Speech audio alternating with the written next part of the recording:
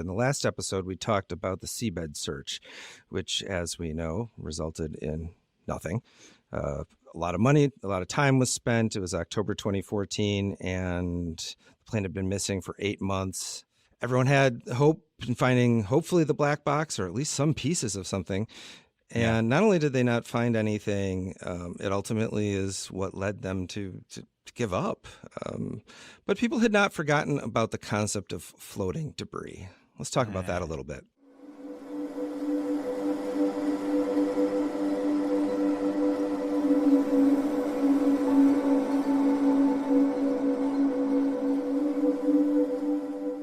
When they started the seabed search, when they were scanning the bottom of the ocean, and they started that in October of 2014, about 8 months after the plane went missing, it was going to be like a 2-year-long process, and they wouldn't find anything. But that itself is not nothing, right? That's actually really something, because they searched a huge area, ultimately the size of Great Britain.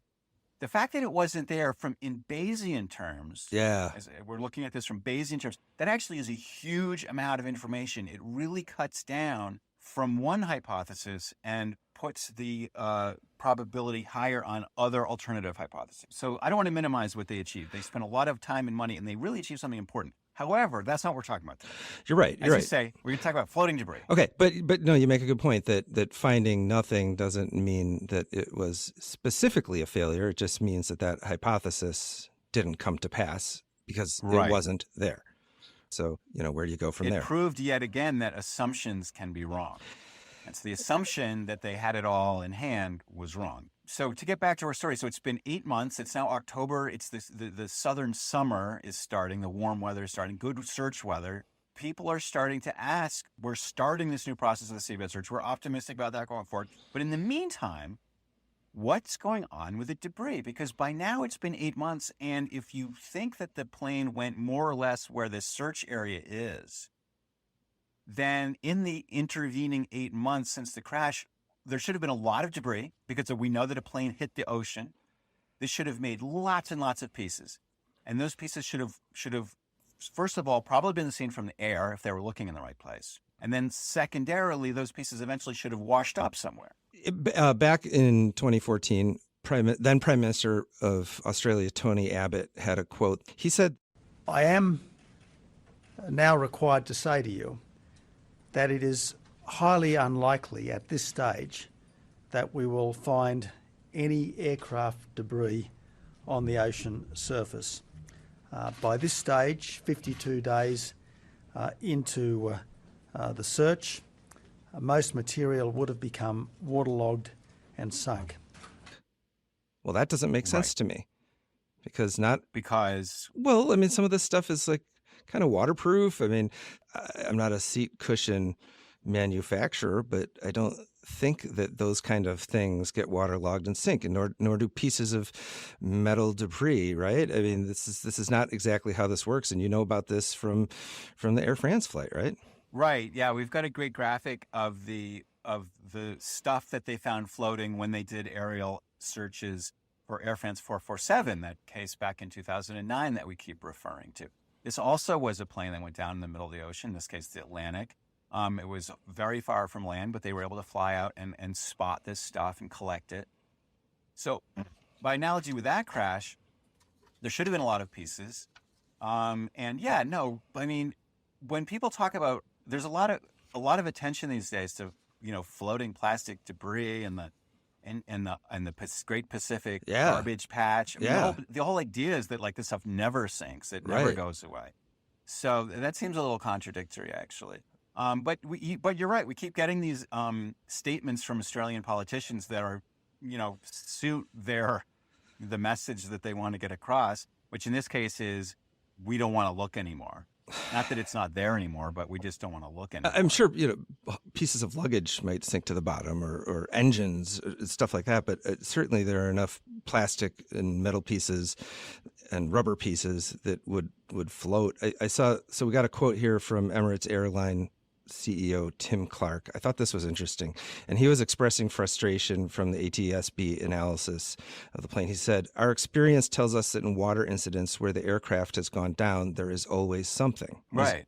I mean, yeah. I mean, when this happened back in October of 24, 2014, I was wondering about this, and I was starting to look at historical analogs and to try to understand, well, should we expect to find this or not? And in every single case, including some like previously back in history, there was a Boeing 377 Stratocruiser, which is not an aircraft type I was familiar with. No. But it's like kind of an old school 4-engine prop plane from 1957, and it disappeared between San Francisco and Hawaii. And even there, this is, pre-satellite age, locator beacons and everything. But they sound Navy ships and they found pieces. So there should be floating pieces. And not only should there be floating pieces, but I think maybe a lot of people think that the remoteness of this flight is an impediment in finding that. But back in 1957, when that Stratocaster, the Clipper Romance of the Skies, which is an excellent name for a plane. So back in 1957, they literally used an aircraft carrier and they found the floating debris, and that was like 1,000 miles from the nearest land. And that was like 1957 technology. Right. Whereas this general seabed search for MH370 was like 1,500 miles southwest of Perth, Australia. So yeah, it's farther, but we're talking about 21st century technology. Yeah. We've got like much more reliable aircraft and longer range and faster and all that. So, there's this real kind of growing sense of, wait a minute, why isn't there any floating debris? There should be, because at this point, literally all we have are these mathematical pings that no aircraft has really generated by themselves before. And we've got this mathematical method that these scientists have cooked up that like only a handful of people in the world seem to really understand how this works. The entire mystery is hanging on a very thin thread without any kind of data that supports it. I'm looking at this map, which I'm going to put up on the screen, which is the search area, or the surface search area coverage up until April 28th, 2014. So you can see that there's a part to the south and a part to the north. They searched the southern part first because they were using that Inmarsat data. And then they realized that the BTO data implied that, they assumed that the BTO data implied what we all thought, which was the plane was flying straight and fast, and that's where it would be. But then they got the BFO data, right? Right. So what happened was, when they first got the Inmarsat data, they could only really make sense of the BTO data. And they were like, okay, well, and we talked about this at length in previous episodes, but if you look at the ping ring data, it and if you assume that the plane was flying straight and fast, it tells you right away where it went. And so that's where they started to look. Boom, right away. And then they got the BFO data, which was really complicated and hard to understand. And they started to think, maybe we should try to look at paths that follow the ping, that lie on the ping arc, but also fit the BFO data. And if you do that, you wind up looking at courses that go much further north. And so they skipped from deep south to much further north, and they missed this whole intermediate part. And then they had more time to think about it. They finally really understood the BFO data in depth, and they realized that approach, which, by the way, is to help define the area where they did that acoustic pinger search we talked about. Yeah. They were like, forget it. That's wrong. All of that is wrong. Do you think it would be a good idea to, since we're on episode 16, to just give our listeners and viewers like a super fast, like 140 character recap of what BFO data is, because it's so significant and maybe not everybody remembers this to the extent that we do. So there's two kinds of Inmarsat data. The BTO data, which is the time that takes the signal but to go between the satellite and the plane. And that time tells you how far the plane was from the satellite. And when you map all those out, it makes these series of arcs. And from the arcs, you can drive the path that the plane took. But the complication is it actually gives you two paths, one of which is kind of a symmetrical mirror of the other. One goes north, one goes south. And so the second part of the Inmarsat data is the BFO, or burst frequency offset data.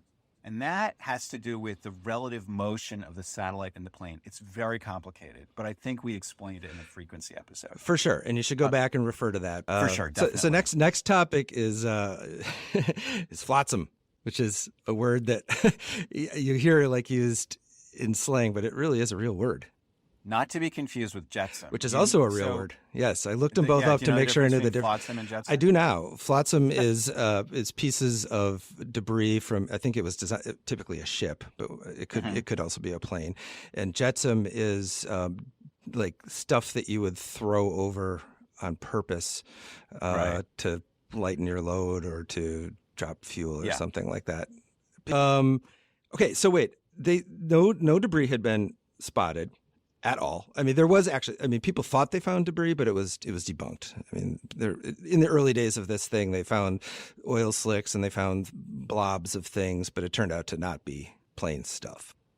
Throughout this mystery, there have always been claims. People making claims. I saw this thing. I found this thing. Somebody told me this thing. And one of the real challenges of MH370 has been separating the wheat from the chaff and trying to understand, like, what is a credible thing and what is not a credible thing. Some of these things that people said, oh, I found this piece of something. Well, guess what? It was. But you have to discriminate what's real and what's not. That's the challenge. So at this point, logical people, I mean, all of us thought that some of the flotsam was going to wash up on a beach. I mean, that I don't know. A lot of people were thinking this. And there are a lot of beaches where it could have washed up, but the question is, where would it wash up? We had this pretty well constrained, I would say, not small, but well constrained area where we thought that the plane went. And so at the time, various people who were interested in this, I was one of them, started to think, okay, well, where would it go if it fell somewhere in this general area? Where would it go? Where should we look? And at the time, I wrote a blog post about this, and I used a simple online tool where you can click on any part of the ocean, and it'll run this very simple model, and it'll show the particles. Yeah.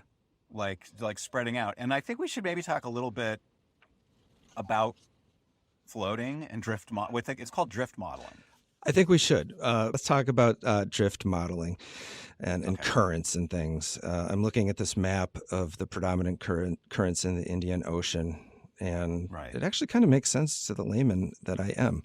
Yeah, so there are currents in the ocean, and these are sort of like broad tendencies of the way that water moves. The most famous current, at least as somebody on the east coast of the United States, is the Gulf Stream, which goes up from the Caribbean up towards Northern Europe, and it makes England and Scandinavia much warmer than it otherwise would be, because you've got this large scale movement of water.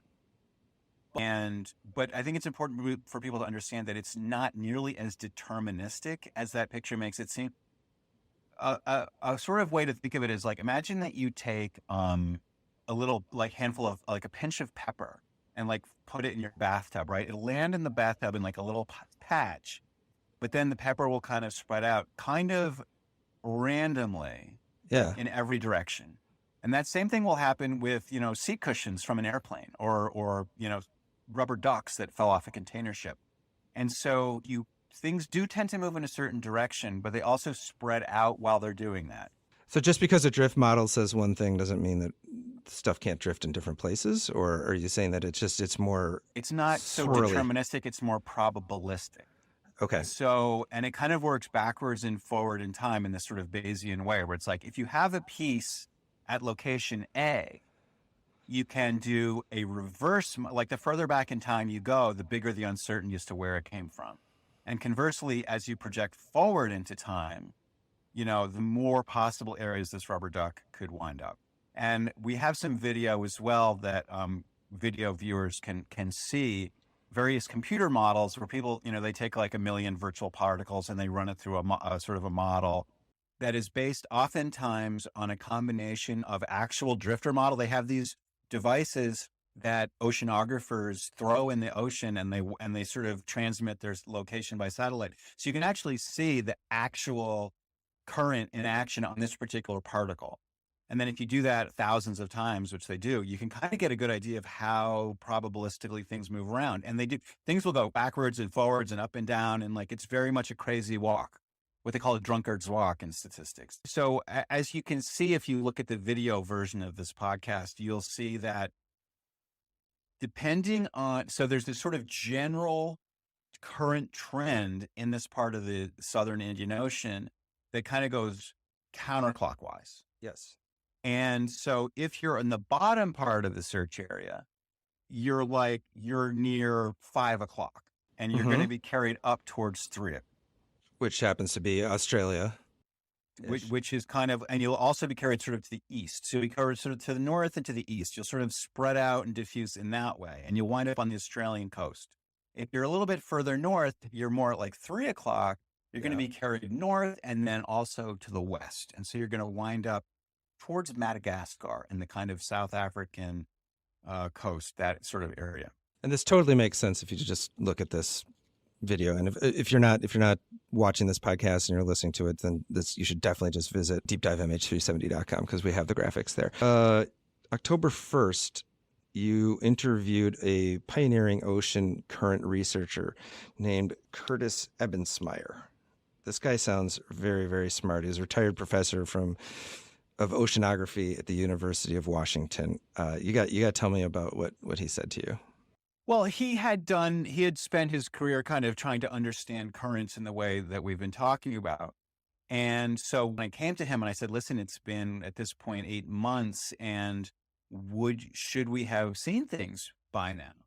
And he drew a hand-drawn chart that he sent to me, which we have. Let's put that up right now also, because it's kind of cool. So he basically is like, there should be pieces in Australia, kind of right now. That was based on a more southerly endpoint, which is more consistent, again, with that initial, like the plane probably flew straight and fast. So then that got me wondering, well, okay, is anybody in Australia looking on the beaches? And the answer was yes, a ton of people in Australia are looking on the beach. Yeah, so because he could even tell you how quickly this wreckage would have traveled. He said that if it was in that area, it would have been going 5 to 10 miles per day. And those computer models of drift patterns suggest a similar conclusion.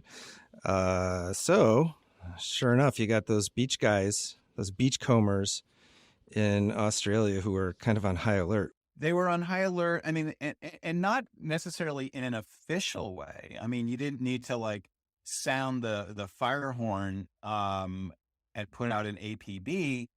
Everyone in the world was obsessed with MH370, throughout, I would say, 2014. And so every time a person in Australia went to the beach, especially in this, southwestern part of Australia near Perth, they were thinking, I might be the person that finds the first piece of debris of MH370. And they also had, organized beach cleanup days because they're good citizens and they want a clean beach. And so I talked to them and they said, yeah, we're definitely looking for it. So Ebensmeyer, he brought up an interesting statistic. He said that if we assume that the impact generated 1 million fragments, and if 0.1% of the fragments reached the coast, that's 1,000 objects, or 1 per mile of Australian coastline. But yeah, and again, to like look at previous analogies too, when Air France 447 went down, hundreds of pieces and bodies were found floating. And so, yeah, there should be a significant discovery. So you've got a lot of pieces potentially reaching shore, and you've got a lot of people looking for them. The Tanagora Blue Foundation is the group in the Western Australia Beach Cleanup Day, and they do that October 11th and 12th. And 1,500 volunteers combed 130 beaches up and down the western coast, collecting plastic, other debris, no flotsam, maybe some jetsam. Neither flotsam nor jetsam. But yeah, they were very, very well aware that they could be the ones who found it. And apparently, you also talked to that person. You talked to Renee Moritz. You talked to a lot of people, Jeff. Well, Andy, if I may, I mean, Please. This is my approach. It's like, because, there's been some frustration because there's certain investigators might be too generous of a term. Like there's people who have theories about this and they'll cook up a theory and they'll never check it out. And so I'm like, if you have a question and you're a journalist, then find somebody who will have an answer to that question. So that's why I talked to the drift modeler and why I talked to the lady running the search on the beach. And I've talked to a lot of other people since. They expected to find debris on the Australian coast. There was good reason to think that they would find debris. They certainly had enough people to find it, and they didn't find it. And in the years that have followed, it's now been a decade, and they've never, not a single piece of MH370 has ever been found on the Australian coast. They even had like a protocol on how to report it back to their group. So they had these 1,500 people who were, basically looking for garbage. I mean, picking up garbage, trying to make it a nice beach because Australians love a beach and they want to have a nice beach. But as a sort of secondary goal was, as you're picking up all this junk, if you come across something that looks like a piece of an airplane or a seat cushion or what have you, this is what you should do. So there was a whole protocol. It wasn't just like these things probably got lost because people didn't know what to do. Everyone was aware. Everyone had been given instructions. They were all like standing by. By mid 2015, the search had reached this like limbo stage. The seabed search didn't find anything. The extensive search of Australian beaches didn't find anything. And the only reason to think that the plane had gone south was this set of Inmarsat data that had been generated as a result of an equipment reboot that nobody could explain. And I had already figured out and published and talked about on international TV the fact that there seemed to be a vulnerability in the airplane that would have allowed someone to fake this signal if they were highly motivated and highly sophisticated. So all of these things taken together, and by this point, by the way, the seabed search in which so many hopes had been pinned, they'd already, the original search area that they said they were 97% certain it was going to be in that area had already been found empty. And so they had just gone ahead and doubled it without any real analytical reason for doing so. And then on July 29th, 2015, this happened. A 2-meter-long piece of wreckage found on a beach in Reunion Island. According to the Malaysian Prime Minister, it probably belongs to a Boeing 777. But for now, Malaysian, Australian and French authorities have not confirmed whether it's a piece of wing from flight MH370, although this latest discovery seems to be a good lead. It is a realistic possibility that wreckage from MH370, if it entered the Indian Ocean in the place where our current search operations are being undertaken, could have reached the Reunion Islands in the 16 months since the incident. According to a local newspaper, parts of a suitcase were also found near the piece of wreckage. A serial number can be read on the flaperon, and it's expected to confirm whether it belongs to Flight 370 that went missing in March last year, with 239 people on board. Obviously, this came as a huge shock, and it changed everything about the search for MH370.